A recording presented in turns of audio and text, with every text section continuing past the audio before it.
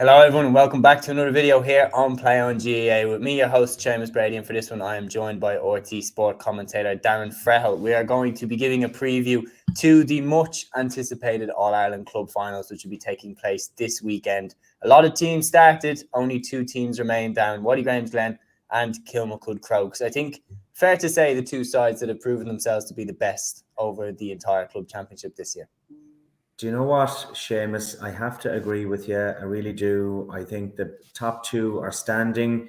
I think there was this has been a great championship, and I follow the club game with great interest. And there's been some terrific teams right throughout this year's competition. Great to see so many new names knocking on the door as well, I have to say. Like my Cullen coming through there. Glen obviously are new to it all. Kieran Zarati's all making the semi-final stage. There was one or two other teams I thought might feature. I thought Kilmacud have been great champions, and look, they're probably right up there with these two. But Glen are deserving victors to come out of Ulster and Derry, in fact, because it was tricky for them to get out of Derry. But this is going to be fascinating on Sunday. Yeah, no doubt. I mean, I think we're obviously weighing it up, and the first thing that I've noticed when I'm previewing these sides is actually both of these sides, even though you look at Kilmacud as being a little bit more attack based, they're actually both very similar. They're both built off really, really, really strong defenses. They both have really powerful midfielders, and they both have their two or three main forwards that they turn to when they need to get clutch points, big moments. For Crokes, it's the likes of Shane Walsh, Darren Mullen, Hugh Kenny, and then obviously Paul Mannion when he's fit. And then for Watty Glen, it's Danny Tallon and the Dohertys that they tend to turn to. Stevie O'Hara has had some big moments off the bench as well. But would you say that they're pretty similar in the way that they've gone about their wins? Crokes have tended to develop a pattern that they smash teams early, get 5 or 6 points ahead, and then just see the game out from there. I do. This is why I think it's so fascinating, because I not to be controversial or anything, but I really don't think Crokes have been tested yet to this extent, which they're going to be on Sunday. And the way you said that they smash teams, they've pretty much done that because they're far superior to these other teams. And I think they got the fight of their lives in the semi-finals because they probably had that game won twice and they let the opposition back into it. But in terms of I think they're very similar, and that's why I find it difficult to call one or the other, I think, until maybe the day itself. But there's so many positives. Both have so many strengths in different areas, and I'm nearly expecting them, Seamus, to neutralize each other a little bit on Sunday. I don't think it's going to be a cracking game, but I think it's going to be fascinating, and that's why I'm really looking forward to it. So yeah, I think I know we're going to go into it in a bit more detail, but in terms of the strengths of each side, I do think as well they've both evolved going through these championships. I think both teams have learned a little bit about themselves, which we can go into as well, particularly Glen, because this is all new territory for them, isn't it? Yeah, I mean, it's funny that you said that they're going to cancel each other out, because I was doing a preview there yesterday with Aaron Prendergast, the man behind GAA Fan TV.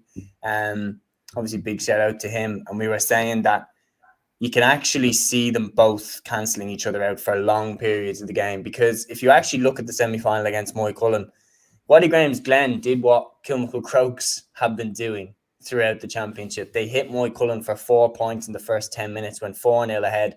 And from there, they were able to really build a platform for dominance in the game. And they were always just that one step ahead of Moycullen.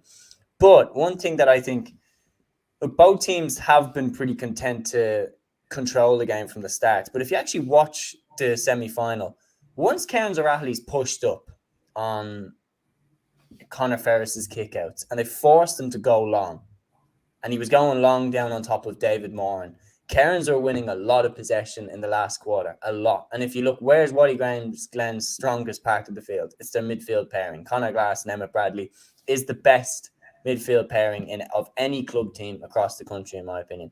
And yeah, Crokes haven't been tested since the Dublin final against Na Fianna. They haven't conceded a goal since the Dublin semi-final against Thomas Davis. They've walked games. They kept the Downs scoreless from play in the first half. They kept Port Darlington scoreless from play in the first half of that game as well. They've had it easy up until that last quarter against Cairns, where all of a sudden they were made to go long, and their plan of going short. I think Watty Glen need to do that in the first quarter. Push right up, make them kick it to Conor Glass and Emmett Bradley, and then Watty Glen could not only survive Crokes' early ambush, but turn it around and put it on them. And I'd go even as far, not to offend anyone else in Dublin, but I'm not sure that Crokes have even been tested in Dublin, to be honest with you. And that's why I think it's a bit of a leveler then coming into this one, because, Glen, they're extremely athletic. I'm really impressed with their athleticism. And also, they usually keep things quiet. I think they probably, in the semi-final, made it harder for themselves. They were the better team by far, but I think they let the other side into it. But that's why I think it's a real leveler. And I think Crokes, maybe that semi-final, not being at their brilliant best is a good thing for them heading into this one on Sunday. And I think another area where Crokes might have an advantage, actually, that Glen, and I agree with everything you've said about Glen and Conor Glass, himself and Bradley in midfield for, one of the best midfield partnerships in the club game. Like, I think Conor Glass is in the top 2 or 3 footballers in the country, hands down, certainly in terms of midfielders. But this is all new to them, okay? And getting to this stage, Crokes have done it. They've won it twice before. I know a lot of these guys haven't been involved in those wins, but they have been to the final, and they know what it is to lose a really tight game. And I just think the experience of that is massive. And also, Seamus, factor in that these Crokes guys, Croke Park is, it's not strange to them. Whereas Glen, even Derry, I know they had the great run last year, even for the inter-county guys involved. It's a different ground. It's not your typical club ground where these, county matches are played. It's a different proposition whatsoever. A bigger space, nowhere to hide. And to play that tight game, which Glen I presume it's a lot harder to do in Croke Park. And, then you throw in those emotions of being in a final and the pressure of it all, new territory. Like 2 years ago, Glen hadn't won a county title in Derry, So this is all new. This is all new stuff for them. And whereas Crokes, they're familiar to it. And I wonder, when it comes to picking a winner on the day, might that be a deciding factor? Potentially, because you look at the amount of experience in this Croke side. Last time Shane Walsh was in Croke Park with Galway, he hit 9 points. Like, Paul Mannion has been to Croke Park pretty much every September that he's played with Dublin. It definitely is like their second home. They played all the Leinster Championship games in Croke Park. Like, it is pretty much a home venue for Kilmacud in this game.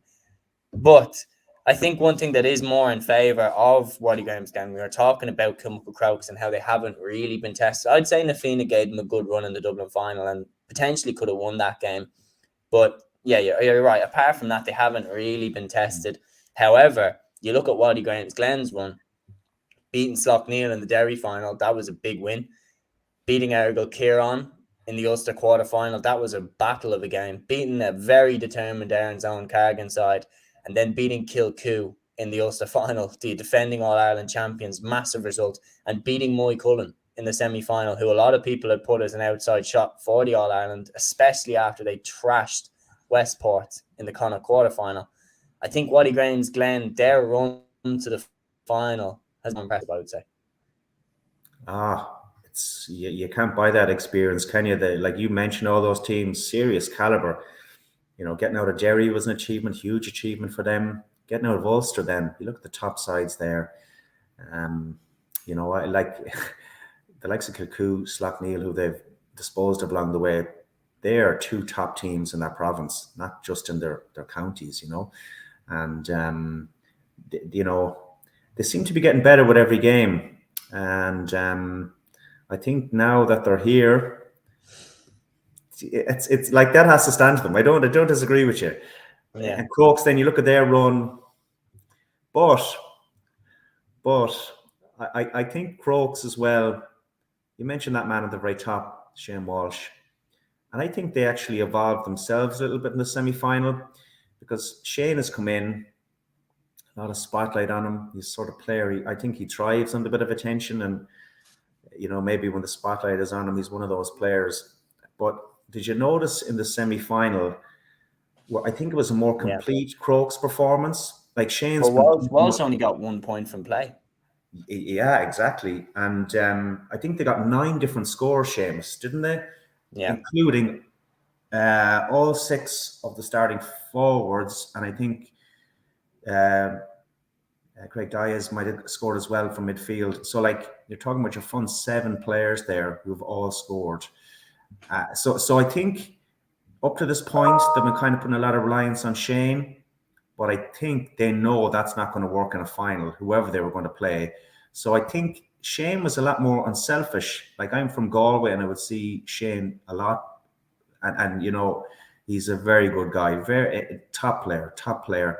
And he takes a lot of the onus on himself. But I thought in that win against Cairns O'Reilly's that he seemed to be, laying off a lot more and trying to bring his teammates in. And maybe they know that, it's Glen in the final, that, this thing, it's easy to take one player out of it, isn't it? So I thought Crokes have evolved a little bit as well. And maybe they had one eye in the final. They won't admit to that, I'd say. Yeah. Well, I think, look, they beat a side in the semi-final that had been beaten 3 times in Kerry. And I mean, that's just the facts. I mean, like, people would be sensitive about that and say, oh, well, they're Munster champions. Look, they didn't have to go through the teams to win Munster that you would have had to go through over the years, like your Nemo Rangers and Finbars and teams that have been in Munster that have been really strong over the last few years. Munster was such a weird championship this year. It was Finbars were going to win. Then Nemo Rangers beat them. Then everyone was tipping Nemo to win. Then Nemo lose to Clonmel Commercials and everyone's tipping them to win. Then they lose in the next round to Newcastle West. Nothing made sense in that championship this year. The fact that Cairns came out, look, they won. You can't take that away from them. But I think there have definitely been sterner tests in the semi-final over the last few years. I think Dingle were the best team in Kerry this year. I think they would beat Cairns if they were to play each other now. That's just my personal opinion. But I think if I was to actually say exactly how I think this game is going to go, I think that they're both going to cancel each other out in the first half. They're both going to be quite nervous about falling 4 or 5 points behind at any given stage of the game. I think Crokes are going to have a plan for Conor Glass, big time. I think Watty Graham's Glen are going to have a big plan for Shane Walsh. I think they'll probably put Cathal Mulholland on him. And then by 40 minutes, the game is going to be neck and neck.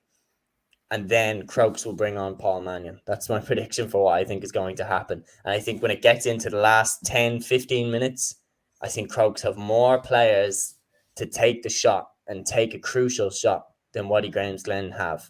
And I can just see them getting over the line by 1 point, 2 points.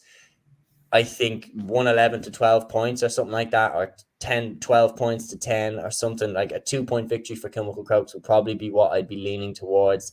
Interestingly, I think if Crokes are 2 points up with 5 minutes to go, I would give Watty Graham's Glen more of a chance of winning from that position than if they're level with 5 minutes to go. Because I can see Kilmacud Crokes dropping into their shell, going, okay, we were here last year against Kilcoo, and we all know what happened.